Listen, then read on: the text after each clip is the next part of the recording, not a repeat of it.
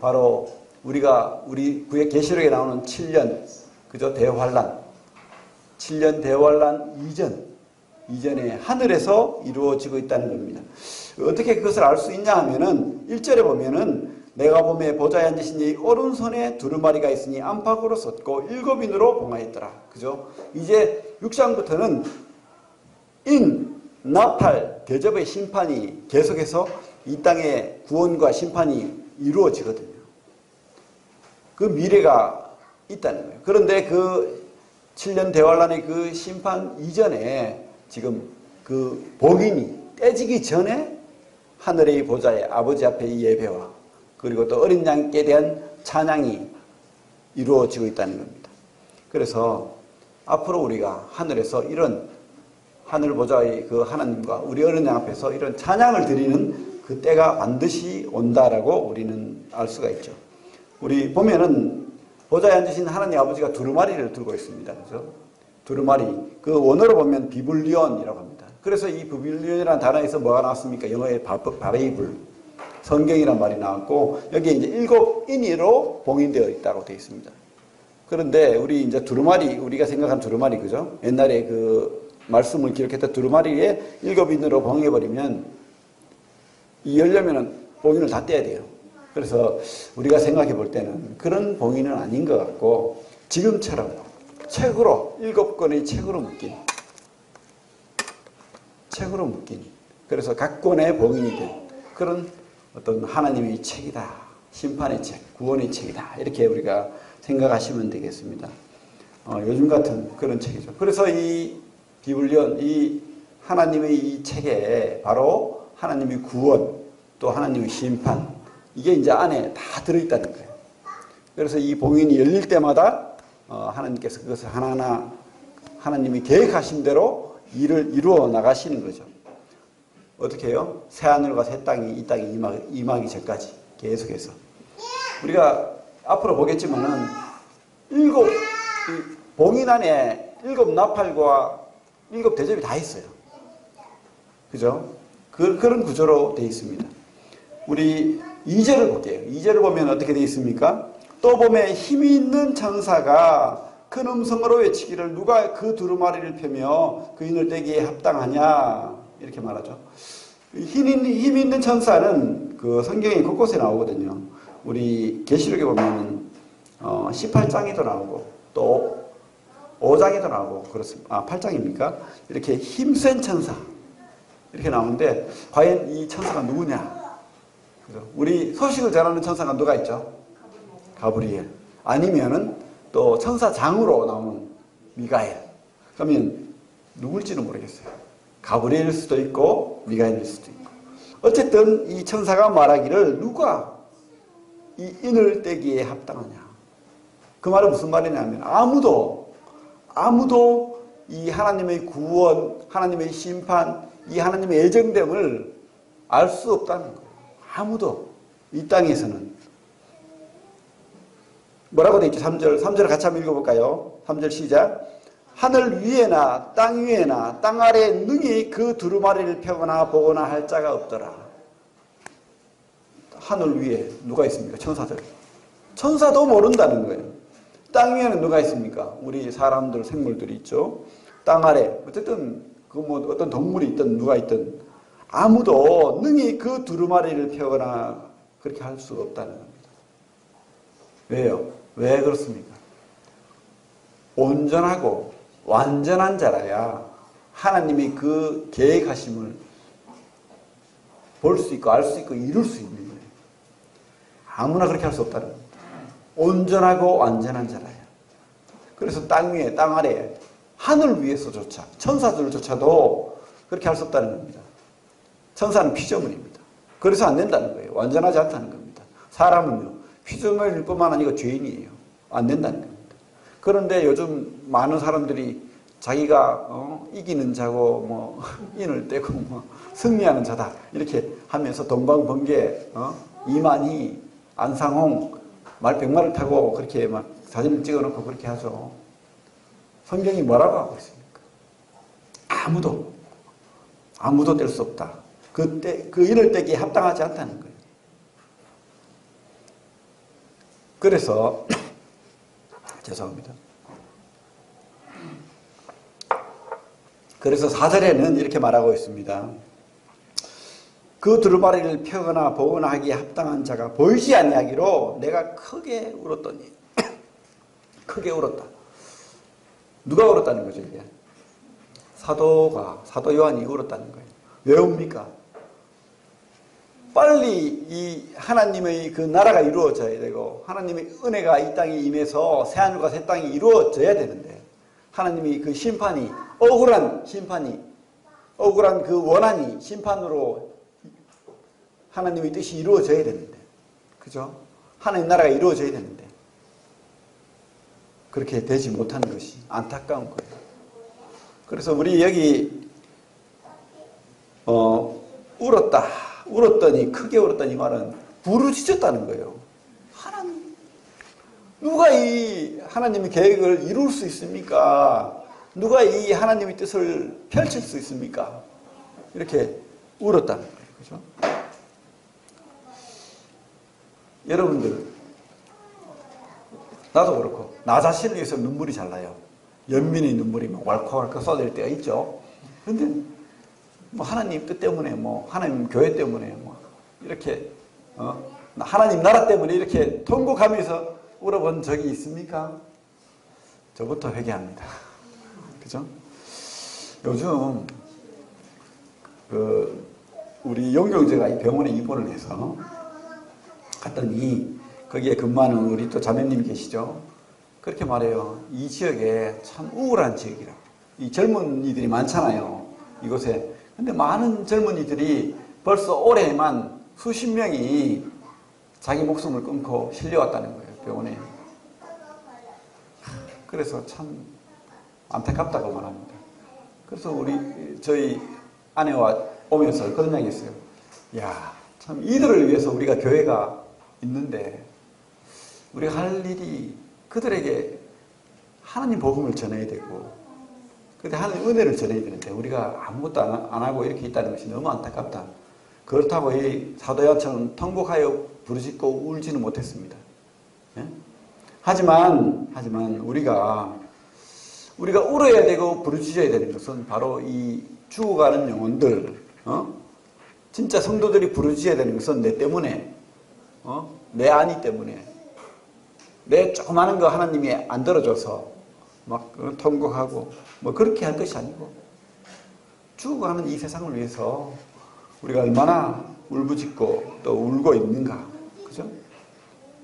기뻐도 우리 주님 때문에 기쁘고 슬퍼도 우리 주님 때문에 슬프고 그 몸 대신 우리 교회 때문에 안타깝고 막 이래야 되는데 그렇게 되지 않죠.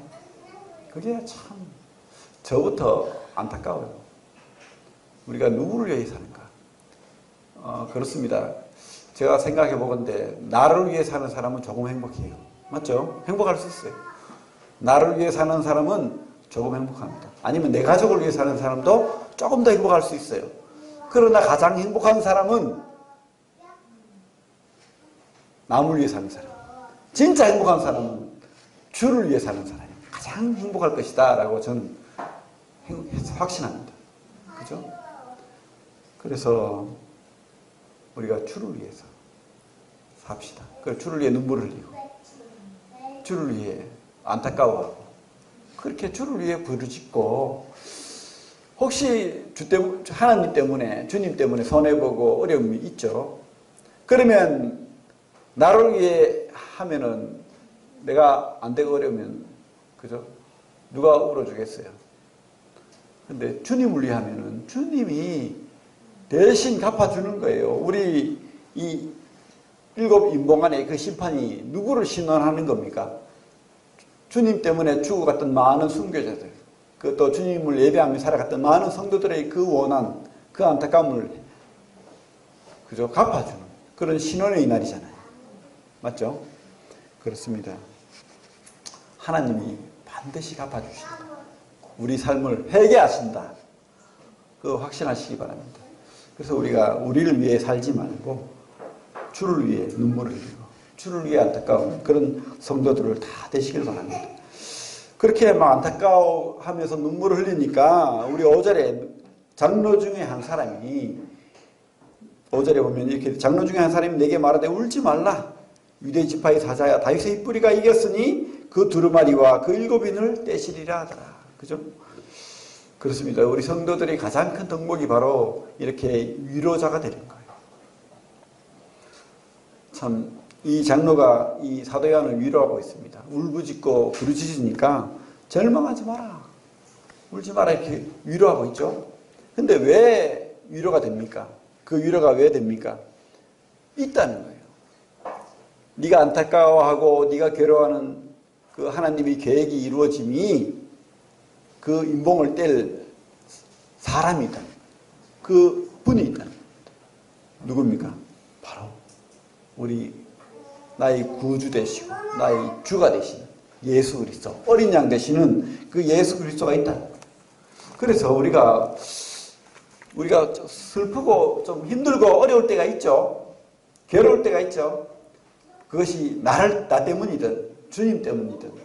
그런데 진정 위로자는 사람이 아니에요. 사실은 가족도 아니에요. 아내도 남편도 물론 위로자가 됩니다. 하지만 진짜 나를 아시는 분, 진짜 나를 위로하실 분은 누굽니까? 바로 여러분들을 만드신 그 세포까지 다 알고 계시는, 머리카락까지 다 알고 계시는 그 하나님이 바로 우리 위로자가 되시는 거예요. 또 우리는 그 위로로 서로 위로할 수 있는 거예요. 그죠? 우리를 위로하십니다. 그리고 우리는 서로 위로자가 돼야 돼요. 그 위로로 우리가 서로 성도들을 세우고 위로하시길 바랍니다.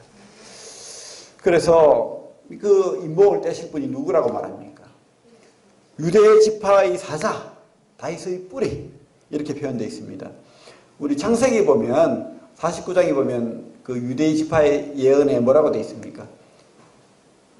유대 지파를 보고 새끼 사자라고 표현합니다. 새끼 사자. 사자를 우리 일반 사람들은 뭐라고 하죠?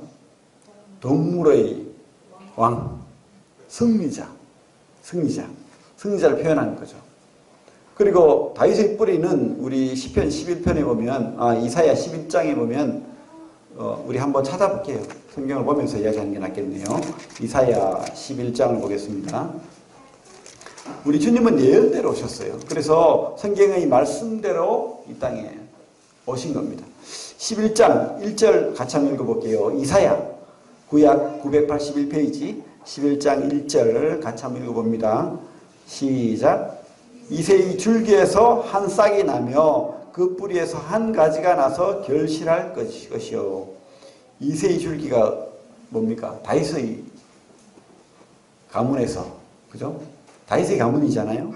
한 싹이 나며 그 뿌리에서, 다윗의 뿌리에서 한 가지가 나서 결실할 것이다. 그게 바로 예수 그리스도, 그죠? 다윗의 뿌리에 예수 그리스도. 10절에도 그렇게 돼 있죠. 그날에 이새의 뿌리에서 한 싹이 나서 만민의 기치로 설 것이요. 열방이 그에게로 돌아오리니 그가 거한 것이 영화로우리로다. 그렇습니다. 우리 주님, 그분이 다윗의 뿌리에서 난다는 거예요. 그래서 그분께서 만민의 그 기치, 그죠? 만민을 구원으로 인도하실 그 기준이 된다는 거예요. 깃발이 된다는 겁니다. 그래서 열방이 그에게 돌아오게 하겠다. 이게 하나님 약속이잖아요. 그래서 누가 이 인봉을 떼느냐, 하나님의 계획을 이루냐, 그것은 바로 다윗의 뿌리, 그리고 유대 지파의 사자, 그죠? 사자가 그 인봉을 뗀다는 겁니다. 구약의 모든 예언대로 주님께서 오셨어요. 그래서 그 예언을 이루십니다. 하나님 계획을 이루시는 거죠. 그래서 우리 사자라는 표현은 우리 그 5장에 주님에 대해서 두 가지 표현이 나옵니다. 사자, 그리고 어린 양. 두 가지 표현이 다 나옵니다. 그래서 주님이 뭐 사자의 모습을 했다가 어린 양의 모습을 했다, 이게 아니고 상징적인 의미죠. 뭡니까? 사자는 승리자라는 뜻이에요. 이기는 자, 승리자. 그리고 어린 양은 뭡니까? 우리 모든 죄를 위해서 자기 물과 피를 흘리신 그 주님의 십자가를 상징하죠. 희생을 상징합니다. 그렇습니다. 이 사자는 승리하는 자고, 어린 양은 그 유월절 어린 양을 대표하잖아요. 출애굽기 12장에 보면 유월절 어린 양을 잡아서 그 문인방과 설주에 뿌렸을 때 죽음의 신이 넘어갔습니다. 생명이 구원받은 거예요. 그 어린 양의 피가 바로 우리를 살리고 많은 사람을 살리는 생명의 피가 되는 겁니다. 세례 요한이 우리 주님에 대해서 그래서 이렇게 말했잖아요. 요한복음 1장 29절에 뭐라고 했습니까? 보라, 세상 죄를 지고 가는 하나님의 어린 양이로다. 그렇습니다. 이 주님, 어린 양은 바로 여러분들을 살리기 위해서, 여러분들의 죄를 도말하기 위해서, 영원한 그 진노 아래서 그 죽음 아래 있던 우리, 고통받는 우리 사람들을 위해서 흘리신 주님의 희생의 피, 구원의 피, 영원한 사랑의 피가 되는 겁니다. 바로 그분이 바로 진짜 왕이라는 거예요. 보좌에 앉으신 어린 양. 그죠? 이 당시에 로마의 황제는 어떻습니까? 말 한마디 하면 사람들이 막 죽어나가요. 사자박이 되고 마음대로 막 죽일 수 있어요. 권세와 권능이 넘쳐납니다. 무엇이든 얻을 수 있고 할 수 있어요. 그런 황제. 하지만 그 끝은 허무한 거예요. 끝이 있다는 거예요. 진짜 왕이 아니라는 겁니다. 자기가 계획을 할지라도 하나님이 막으시면 아무것도 이룰 수 없는 자예요. 그런데 우리 주님은 진짜 왕이십니다. 그죠? 십자가로서 그 어린 양으로서 우리를 살리시는 그분이, 그리고 또 사자로서 승리자로서 우리에게 다가온다는 거예요. 그래서 참 이해되지 않지만은, 이해할 수 없지만은 죽어서 승리한 자예요. 그죠? 죽어서 승리한 자. 뭐 죽어서 왜 승리합니까? 사망을 이기신 거예요. 바로 우리 때문에. 사망, 죽어서 망하는 자들 때문에 바로 주님이 죽으시고 이 죽음을 이기신 거예요. 십자가가 바로 그것을 이야기하는 겁니다. 십자가가 바로 우리 죽음을 이야기하는 거예요. 우리 저주를 이야기하는 겁니다. 그래서 그 십자가를 건너서 주님이 죽음을 맛보시고 바로 승리하신 그분이 바로 우리 왕이 되시고 우리 구주가 되시고 우리 진정한 주가 되는 겁니다. 죽으심으로 승리한 분. 그런데 그분은 바로 사랑으로 승리한 거죠. 그죠? 그 죽음은 바로 우리를 그토록 사랑한다는 거예요. 이해할 수 없는 사랑. 이 사랑을 받은 자가 진짜 주님을 사랑할 수 있는 거예요. 어린 양을 예배할 수 있고. 그죠? 그런데 이 어린 양 대신 이 주님께서 6절에 보면 이렇게 돼 있죠. 내가 또 보니 보좌와 내 생물과 장로들 사이에 한 어린 양이 서 있는데 일찍이 죽임을 당한 것 같더라. 그에게 7뿔 그리고 7 눈이 있으니 이 눈으로 온 땅에 보내심을 받은 하나님의 7 영이더라. 많은 상징적인 언어로 되어 있습니다. 문자적으로만 해석하면 안 되죠. 이것은 7이라는 뜻은 바로 하나님의 숫자예요. 완전하다는 뜻입니다. 그래서 7을 완전으로 바꾸면 돼요. 완전한 뿔, 완전한 눈, 그죠? 완전한 성령. 7뿔 뭡니까? 뿔은 바로 권위를 상징하고 그리고 권능을 상징합니다. 권세를 상징하는 거예요. 그래서 7뿔을 가지신 그 주님, 어린 양인데도 그 완전한 권세를 가졌다는 거예요. 완전한 권세를 가졌고 또 7 눈은 성경에 뭐라고 되어 있습니까? 7 영이라고 하잖아요. 완전한 영. 사람의 영이나 천사의 영이 아니에요. 뭡니까? 하나님의 영이라는 뜻이에요. 하나님의 영을 가지신 분. 그래서 우리가 성령을 또한 다른 말로 뭐라고 합니까? 그리스도 영이다. 하나님의 영이다. 이렇게 하잖아요. 그래서 우리 삼일체 되신 하나님 아버지, 예수 그리스도, 성령이 바로 하나인 거예요. 각기 따로 계신데 따로 계신 그 세 분이 바로 하나님이라는 거예요. 그게 바로 하나님의 형체요 모양인 거예요. 공동체로 계신. 그죠? 그래서 이 하나님은 또한 무소부재하시고 전지전능하신 거예요. 완전하신 분인 겁니다. 우리 여러분에게도 성령이 있죠. 여러분들이 하나님을 믿고 구원받았으면 하나님을 영접했으면 이 성령이 계신 거예요. 나에게도 있어요. 신기하지 않습니까? 하나님의 영이 내한테만 있어야 되는데. 그래서 하나님인 거예요. 하나님은 무소부재하시고 전지전능한 거예요. 어디나 계실 수 있는 거예요. 참, 그래서 우리가 인간의 머리로 하나님을 이해한다, 깨닫는다는 것이 어려워요, 사실은. 무조건 하나님을 나는 다 알아, 이렇게 말한다는 것은 참 교만한 거예요. 옛날에 어거스틴이라는 우리 참 위대한 선배가 있잖아요. 그분이 이것을 깨닫지는 못해서 바닷가를 한참 거닐고 있는데 어떤 아이가 모래사장이 모래를 파고 있더래요. 그러면서 그 모래를 파니까 물이 들어올 거 아니에요. 그 모래섬을 쌓았다. 참 죄송합니다. 모래섬을 이렇게 쌓고 있는 거예요. 그래서 뭐 하느냐 하니까 내가 죄송합니다. 이거 참 자꾸 헷갈리네. 그 모래 우물을 파고 있는 거예요.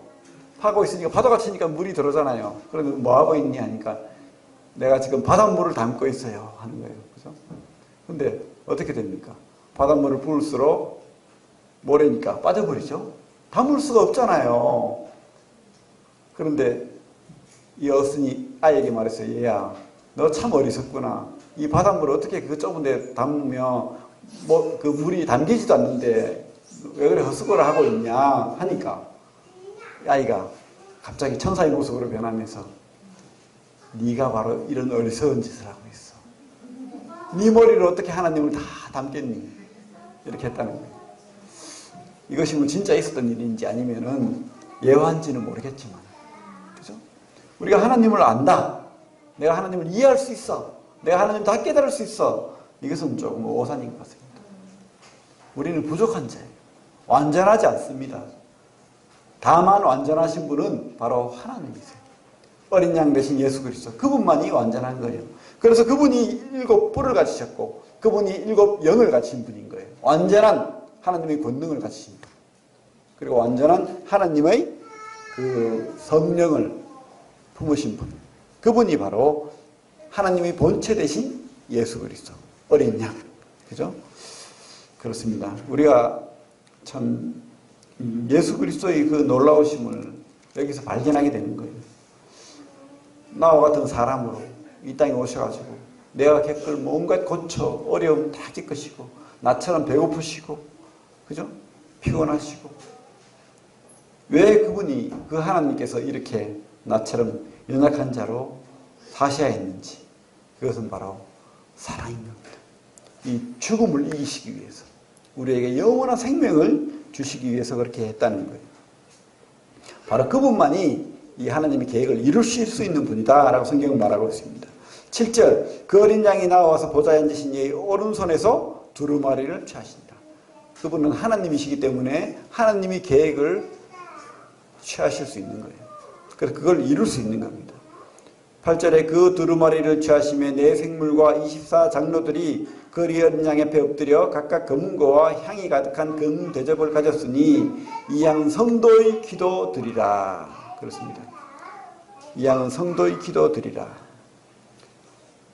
검은고가 나오고 향이 나옵니다. 이 땅에 우리가 이 악기를 다루고 음악을 하잖아요. 근데 하늘나라에서도 그런 악기가 있다는 거예요. 우리 성도들이 지금은 우리가 피아노를 안 배우면 피아노를 칠 수가 없고 악기를 다룰 수가 없지만은 하늘나라에서는 우리가 할 수 있다는 거예요. 이 검은고를 멋들어지게 참 놀라운 이 악기를 다룰 수가 있고 또 어린 금대접을 가졌으니 이 향은 성도의 기도들이다. 바로 하나님 앞에 이 향이 올라가고 있는데 이 향이 뭐냐고 말하거냐면 성도의 기도다 이렇게 말합니다. 성도의 기도는 뭐가 있습니까? 우리 기도하면은 그저 그냥 주세요 주세요는 그런 것만 생각하는데 물론 맞습니다. 부르짖는 기도, 달라는 기도 참 하나님 앞에 그죠? 애절한 부르짖음 필요합니다. 하지만 또한 그 부르짖음의 기도뿐만 아니고 하나님을 높이고 찬양하고 그죠? 영광 돌리고 그죠? 나를 돌아보고 회개하고 또 나의 모든 삶 속에서 하나님이 하시는 일에 감사하고 이런 모든 것들이 바로 하나님이 기뻐 받으시는 향기와 같다는 향. 그죠? 그래서 우리가 하나님 앞에 나아갈 때 이 기도를 빼고 나갈 수 없어요. 찬양과 감사와 간구와 그죠? 우리를 돌아보는 것과 또 우리 성도들을 위해서 기도하는 것과 세상을 위해서 기도하는 것들, 모든 것들을 하나님께서 기뻐 받으신다는 겁니다. 그 향을 하나님 앞에 드리는 우리 성도들 다 되시길 바랍니다. 그래서 이 두루마리를 드디어 우리 주님께서 이제 내 생물과 24장로들과 천사들 앞에서 취합니다. 그때 새 노래가 불려지죠. 우리 모든 내 생물, 24장로들, 그리고 천천만만의 천사들, 모든 피조물이 바로 하나님을 향한 찬양을 시작합니다. 우리 9절을 볼게요. 9절 보면 그들이 새 노래를 불러 이르되 두루마리를 가지시고 그 인봉을 떼기에 합당하시도다. 일찍이 죽임을 당하사 각 족속과 방언과 백성과 나라 가운데서 사람들을 피로 사서 하나님께 드리시고, 그죠? 그렇습니다. 대신 죽으신 분, 피로 사서 하나님 앞에 우리를 지옥에서 천국으로 돌리신 분, 또 우리를 어떻게 해요? 하나님 나라와 제사장으로 삼으신 분. 10절에 보면 그렇게 돼 있죠. 그들로 우리 하나님 앞에서 나라와 제사장들을 삼으셨으니 그들이 땅에서 왕노릇 하리로다 하더라. 놀라운 일 아닙니까? 계시록 20장 6절에도 왕노릇 한다고 되어 있습니다. 그냥 우리를 구원하셔서 사망에서 천국으로 옮기신 것만으로도 감사한데 우리를요 그의 나라와 제사장으로 삼으실 뿐만 아니고 우리를 왕으로 하나님 나라의 보좌에 같이 앉게 하시겠다는 거예요. 이해할 수 없어요. 진짜 이해할 수 없습니다. 우리는 한 게 없어요. 여러분들이 하나님 나라의 그 왕의 보좌에 앉을 수 있겠어요? 그런 자격이 됩니까? 할 수 없잖아요. 그죠? 그래서 우리는 더 하나님 앞에 우리 주님을 노래해야 됩니다. 새 노래로 그분 앞에 드려져야 되는 거예요. 우리 요즘 신곡 나오면은 신곡 따라 배운다고 열심히 막 하는데 그것도 좋지만은 참 새 노래로 우리 주님에 대한 찬양으로 더 이 새 노래가 신곡을 얘기하는 게 아닙니다.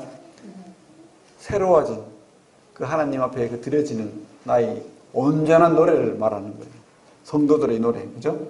그런 노래로 우리 주님을 높이고 노래하기를 바랍니다. 11절에 내가 또 보고, 사도 요한이 또 보는 거예요. 보니까 들음에 보좌와 생물들과 장로들을 둘러선 많은 천사의 음성이 있으니 그 수가 만만이요 천천이라. 헤아릴 수 없는 숫자라는 거예요. 그죠? 우리는 마귀를 두려워합니다. 그리고 악한 천사들을 두려워합니다. 그래서 많은 영화라든지 막 이런 데는 그 마귀가 나오고 악한 천사들이 나오고 또 온갖 우리 요즘 이 진평동 지역에 그 점집들이 많이 생기고 있더라고요. 악한 영들이 들어와가지고 귀신을 빌미로 점을 치고 그렇게 하죠. 그런데 참 다행인 것은 이 귀신들보다 악한 천사들보다 누가 더 많다고요? 하나님의 천사들이 더 많은 거예요. 3분의 1 많이 악한 천사고 3분의 2는요. 이 악한 천사들이 2배나 되는 하나님의 천사들이 우리를 보호하고 지켜주고 하나님 나라를 위하여 찬양하고 그렇게 하는 거예요. 그래서 우리가 하나님을 더 높일 수 있고 찬양할 수 있는 겁니다. 우리를 보호하신다니까요. 우리가 하나님을 떠나지 않는다면 하나님은 우리를 끝까지 지켜주십니다. 마귀에게 놀아나지 마시기 바랍니다. 하나님은 우리 구원의 하나님일 뿐만 아니고 능력의 하나님이시고 우리와 함께 하시는 하나님입니다. 참, 이 하나님이 누구의 그 찬송과 예배를 받으십니까? 이 내생물 천사들, 그죠? 24장로들, 그리고 모든 피조물이라고 되어 있죠? 우리 성경의 13절에 보면 내가 또 들으니 하늘 위에와 땅 위에와 땅 아래와 바다 위에와 또 그 가운데 모든 피조물이 다 모든 피조물이 이르되 보좌에 앉으신 이와 어린 양에게 찬송과 존귀와 영광과 권능을 세세토록 돌릴지어다. 그렇죠? 그래서 이 땅에 있는 모든 영의 생물이든 아니면 육의 생물이든 모든 피조물은 하나님을 찬양한다는 거예요. 하나님. 누구를 찬양한다고요? 또 특별히 5장에서는 어린 양을 찬양한다는 거예요. 이 어린 양이 피조물입니까? 아니잖아요. 어떻게 피조물이 경배받을 수 있어요? 응? 우리 예수님은 하나님이 아니다. 그냥 피조물이다. 이렇게 말하는 이단들이 많은데 절대 그럴 수가 없는 거예요. 왜? 우리 성경에 보면 12절에 뭐라고 되어 있습니까? 어린 양은 능력과 부와 지혜와 힘과 존귀와 영광과 찬송을 받으시기에 합당하도다. 그분만이 합당한 거예요. 죽음을 이기시는 분, 완전하신 분, 그분만이 바로 하나님이 되시는 겁니다. 그래서 우리가 그분 앞에 영광을 돌리고 권능을 돌리는 예배를 드리는 거예요. 그래서 우리가 하나님이 우리를 구원하시고 우리를 부르시고 또 우리를 창조하신 목적이 바로 이 찬양과 찬송을 받으시기 위해서 그렇게 우리를 부르셨다는 거예요. 우리를 하나님 앞에 두고 이렇게 사랑으로 함께 교제할 뿐만 아니고 찬송을 받으시기 위해서 우리 대신 죽으시고 피 흘리시고 구원하신 거예요. 그 목적을 우리가 알아야 됩니다. 우리 자신 위해서 살도록 만드시지 않았다는 거예요. 바로 우리 주님을 위해서. 나를 위해서 살면 조금 행복할지 몰라도 우리 주님께 영광 돌리는 사람은 영원히 그 영광을 함께 할 거예요. 또 참 만족과 기쁨이 영원한 겁니다. 우리 이사야 말씀 보겠습니다. 같이. 이사야 43장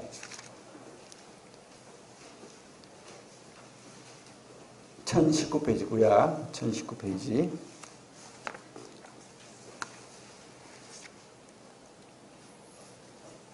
7절 같이 볼게요. 43장 7절 같이 읽겠습니다. 시작. 내 이름으로 불려지는 모든 자 곧 내가 내 영광을 위하여 창조한 자를 오게 하라. 그를 내가 지었고 그를 내가 만들었느니라. 그죠? 내 영광을 위하여 하나님께서 만드셨다라고 못 받고 있습니다. 그리고 21절 같이 한번 읽어보겠습니다. 이사야 43장 21절 시작. 이 백성은 내가 나를 위하여 지었나니 나를 찬송하게 하려 함이니라.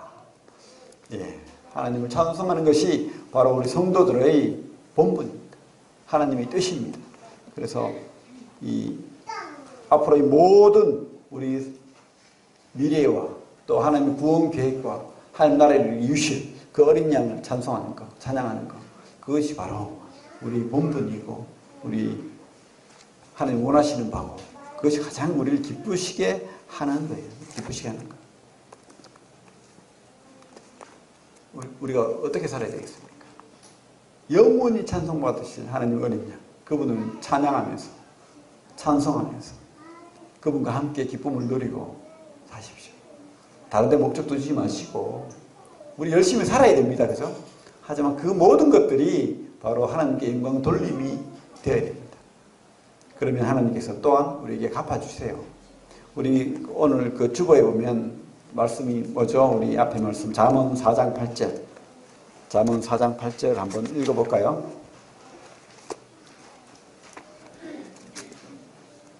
잠언 4장 8절 같이 한번 읽어보겠습니다. 큰 소리로 시작. 그를 높이라. 그리하면 그가 너를 높이 들리라. 만일 그를 품으면 그가 너를 영화롭게 하리라. 우리가 하나님께 영광 돌리면요, 하나님도 우리를 높여주신대요. 그 영광을 우리가 같이 받을 수 있도록 왕노릇하게 해주신다는 겁니다. 그 믿음을 가지시고 세상이 주는 위협, 세상이 주는 우울함, 그리고 여러 환경 속에서 우리가 우왕좌왕하지 말길 바랍니다. 그리고 우리는 이 세상을 향해서 이 사도 요한처럼 참 눈물을 흘리는 사람이 돼야 되고 또 세상을 향해서 위로자가 돼야 됩니다. 어떻게 해요? 우리 주님으로 증거하고 그 복음으로 위로자가 돼야 됩니다.